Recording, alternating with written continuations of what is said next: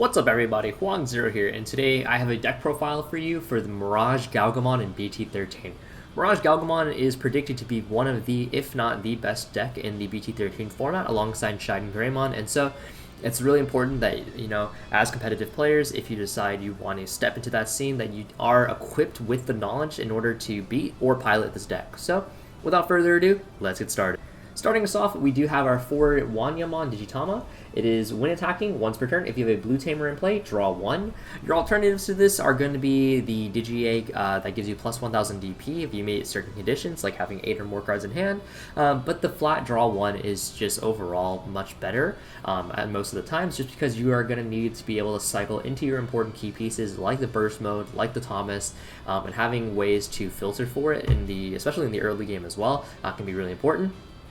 We do play 4 of the BT13 Gaomon. On play, reveal top 3 cards of your deck, add 1 Digimon with Gaogamon in its name and 1 blue tamer among them to your hand. Trash the rest. I don't know why I trash this, to be honest with you. And when attacking ESS, once per turn, if you have a tamer in play, return 1 of your opponent's level 3 Digimon to the hand. So, first off, this is your archetypal searcher. Searches for majority of your 4s. It searches for your 4s, 5s, and 6s, and 7s. Grabs all your important tamers. Also can bounce floodgates. Overall, really powerful card. No reason to play any less than 4. We play 2 of the Vmon from BT11 as well.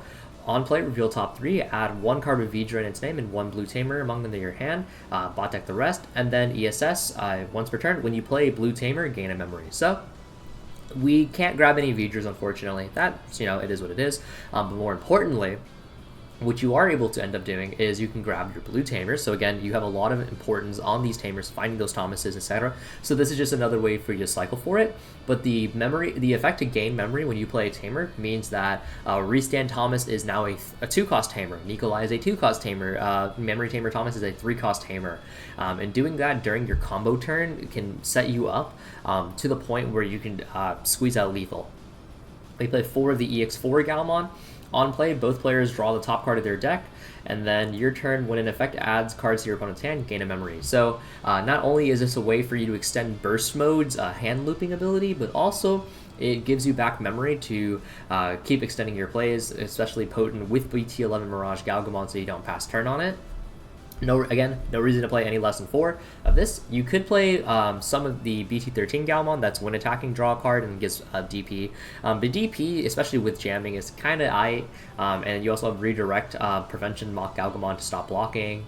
And the when attacking draw doesn't come up a ton, especially when you're benefiting your opponent like that.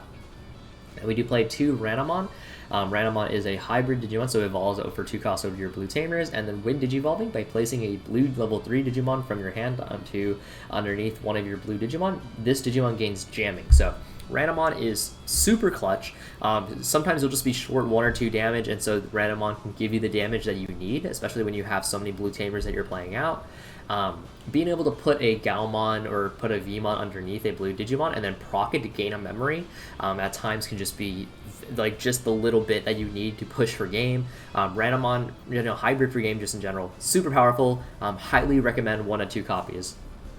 Now we do play 4 of the new BT13 Gaogamon. When Digivolving, if you don't have Thomas in play 1 for free. All turns, if you have 8 or more cards in hand, this Digimon gets plus 1000 DP.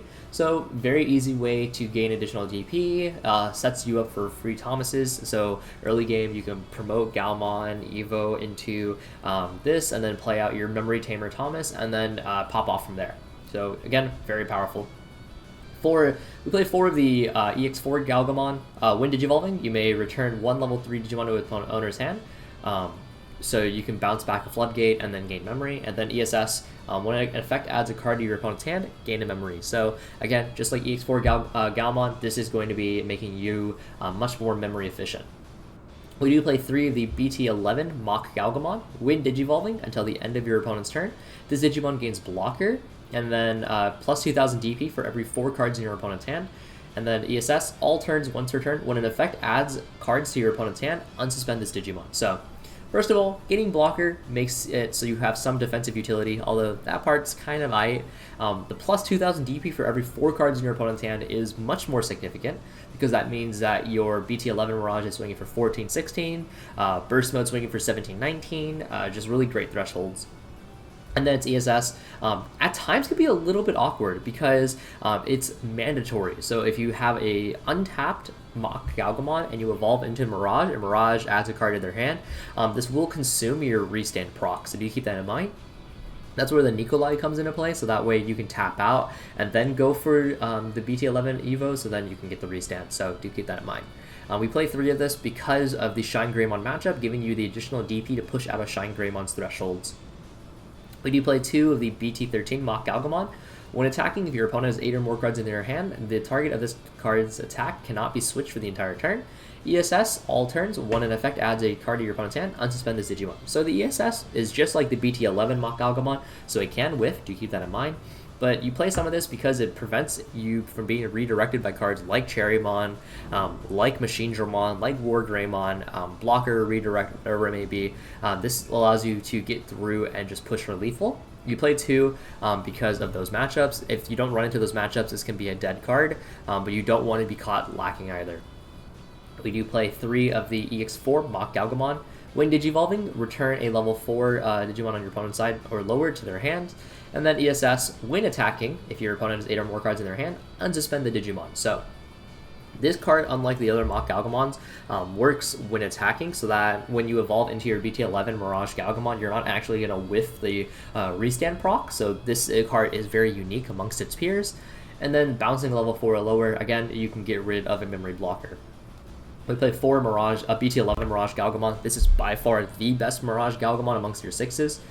When Digivolving, return one of your opponent's level 5 or lower to their hand. If no Digimon was bounced back by this effect, your opponent adds a top card of their security to their hand. All turns, when in effect adds cards to your opponent's hand, gain a memory for every 4 cards in their hand. So this Mirage Galgamon is by far the best level 6 you have. Not only is it the most proactive, so it doesn't require additional contingency pieces, it doesn't require your opponent to play into it. It's always going to get a bounce proc. That means it's always going to proc your EX4 and EX4 Galmon and Galgamon on top of its own memory gain, so it's very easy to keep turn with this card. Burning Security can set you up for lethal immediately on the turn. It can act as a pseudo floodgate in of itself, making it so if your opponent attempts to draw a card through their effect, so they have a win attacking, for example, that draws a card. If they have Yuji and Alphamon, it'll automatically gain memory and potentially just steal their entire turn flat out.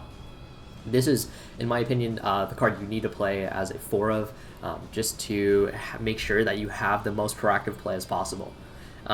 And then you have BT13 Mirage Galgamon. It has Evade. When Digivolving, return one of your opponent's Tamers to their hand. All turn, once per turn, when in effect adds a card to your opponent's hand, you may play 1 Thomas for free.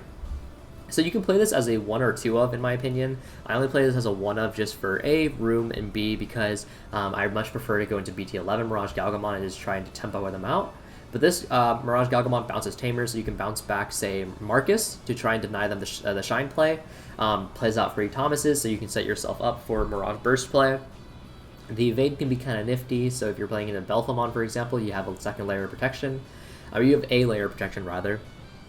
But between this and the BT11 Mirage Galgamon, this card, if they don't have a Tamer on their board, you can't bounce anything back. And so on a 4-cost Evo, you pass turn at times, which means that you are stuck on this very awkward phase, whereas with the other one, you are going to guarantee bounce something, so you can gain back memory and potentially hold your turn to then pop off with Burst Mode. So that's the reason why I like BT11 so much more. We play 3 Mirage Galgamon Burst Mode. How Burst Mode Digimon work is you can evolve into this for 0 over their respective level 6, so in this case Mirage Galgamon, and then you have to bounce their respective tamer, so in this case Thomas, back to your hand. But at the end of the turn, you trash the top of the Digimon, so you go back into your Mirage Galgamon. When Digivolving, return one of your opponent's Digimon to the owner's hand. Then for every 4 cards in your opponent's hand, gain a memory. So this is a generic balance, gains memory, so if you evolve into this for 0, you can gain some memory for free and to keep extending your plays. And then the real dangerous part, when attacking, if your opponent has 9 or more cards in their hand, by placing cards in your opponent's hand at the bottom of their deck, without looking, until there are 8 or more cards left, unsuspend this Digimon. So how this works is if your opponent is at 10 cards in hand, then you go ahead and you hand loop them to go to 8, and then unsuspend this Digimon. And then somehow you force your opponent to draw, they go to 9, you swing again, and you hand loop them again, they go back to 8, make them draw again, swing, restand again, and you keep repeating this as long as you keep forcing them to go with a 9 or plus cards in hand. So that's why Mirage Burst is such a powerful card. It gives the deck exactly what it was needing in the form of an actual lethal turn. Then we do play the 1 Full Moon Meteor Impact. It's an 8 cost option that states return one of your opponent's Digimon to the owner's hand, then for every 4 cards in their hand, gain a memory. And then security effect, return one of your opponent's Digimon to its hand, to the owner's hand. So it's Cocytus Breath and Security. Main effect, it's 8 cost Cocytus, however, it gains for every 4 cards in their hand, gain a memory, so potentially it can become equal to the cost of Cocytus or even cheaper. So it's just, in my opinion, it's just a much better Cocytus across the board. And you play it as a one-of, because in the mirror match, Mirage mirror match can be really sacky at times because it's just who gets the burst mode combo off before the other. So having at least 1 Full Moon Meteor means that you could potentially sack your opponent and make sure and just stop their lethal turn. So I think it's worth having the one-of just to try and win the mirror. We play double Sorai. Sorai is a 4 cost blue option that states trash the top 4 cards of your opponent's stack. And then until the end of your opponent's turn, your opponent's Digimon with no sources cannot attack, and security effect, activate the main effect. So Sorai is super powerful in this format. Not only does it stop Marcus from swinging, it stops Yggdrasil's Omnimon turn, it can stop an entire Bloom Lord push turn, it stops a ton of different things in this format, Jesmon for example. It can strip really key sources, like for example, if you have an ESS that gives you a restand, if you have an ESS that gives you memory, Sorai strips that entirely. Sorai, just in general, is such a powerful card. Not just alone giving you additional edges against Shine and Yggdrasil is enough to warrant it alone, in my opinion. We play 3 memory boost. Check top 4, add a blue Digimon in your hand, delay, cash it in, gain 2. You can bump this up to 4 memory boost if you want at the exchange of 1 Full Moon Meteor or Sorai, if you want to play a much more explosive game, I would say, because then you can just stack memory boost and then pop off. But I think 3 is fine just because you have to find room for your other cards. This is a really big consistency booster. I feel like 3 is like the minimum I would go, 3 or 4 personally. You play 2 Nikolai. Nikolai, start of your main phase, one of your Digimon with Gao or Gaogamon gains jamming for the entire turn, and then when an effect adds cards to your opponent's hand by tapping this tamer, gain a memory, and then security effect, play this for free. So Nikolai, by the extra gain of memory, I mean, that's cool and everything, that's basically just Hammer Spark, but why Nikolai is really good is because of his jamming ability, because that means your level 5s can swing out, and then you can restand into your MirageGaogamon, and then pop off. So with Nikolai, the combo that you can end up replicating is have BT13 mock Gaogamon, swing that, it cannot be redirected or blocked, give it jamming, it guaranteed swings out, lives, and then you can go into Mirage, untap, swing Mirage, burn 1 as well, Evo, restand, burst mode, all those other shenanigans. I'll show you the combo at the end of the video, have no fear, but Nikolai is really good for setting up full OTK combos. We do play 3 of the Memory Tamer Thomas. Start of your turn, if your memory is at 2 or less, go to 3. Your turn, when a Digimon Gao or Gaogamon in his name attacks, tap this Tamer, both players draw 1. So you can use this in combination with the burst mode, because how this works is you can hand loop your opponent, they go to 8, and then on the reswing, you can Thomas, make them draw to 9, and then hand loop them again. Prior to burst mode, you can also cash this in to force your opponent into that threshold to begin with, and then you can bounce it back using Mirage burst mode and then replay it. So this card is just one of your easiest enablers for the hand loop combo. And then the last card we do play in the deck is going to be 3 of the BT4 Thomas. On play, draw 1. And then if you have 8 or more, if your opponent has 8 or more cards in their hand, tap this Tamer, unsuspend a Digimon with Gao in its name. So this is just easy, super easy restands. So yeah, I think the only things, small changes you can make in this deck are you can change out Vmon for like Madoki if you wanted to. You can change your hybrid ratio, your option ratio, etc. And also I just want to mention that with the 3 cost Thomas, that is going to be one of your easiest ways, because you on average gain like an additional 3 memory off burst mode.